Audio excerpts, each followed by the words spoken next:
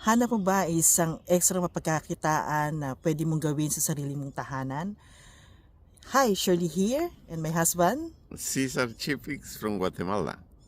Kamusta? Mabuti ako. 3 years ago, I found this online business na kayang-kaya kong gawin sa sarili kong tahanan na ang kailangan ko lang ay cellphone at internet connection or data on my phone para kasi magkaroon ako ng mas maraming oras sa aking pamilya at especially nga itong aking asawa, nagkaroon siya ng um, medical condition. Pero ito po ang unti-unti na nagpabago sa aming buhay na ngayon as mas marami akong oras sa kanya upang maalagaan ko siya. At kung makaka-relate po kayo sa aking storya, mensahe nyo lang po ako. You can send me a message anytime.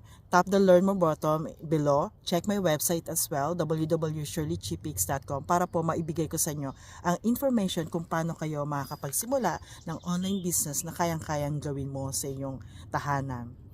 Kamusta si Cesar? Mabuti. How are you? I'm doing well. So, Good. andito po kami upang ibahagi sa inyo itong pagpapala na aming natagpuan na yun nga po, unti-unting nagpabago sa aming buhay. So, tap the learn more button. Hindi nyo po kailangan ng selling experience dito. Hindi nyo po kailangan magkaroon ng to be a tech savvy in order for you to run this business. So, yeah, mensahe nyo lang po ako. Yeah, this is the beauty of working online. You can bring your business anytime, anywhere. As long as you have your phone and data on your phone, you can run your own business. How will you say, how are you in Tagalog? Kamusta ka? Wow. What about you, Mariche? How will you say, you're beautiful? Maganda ka.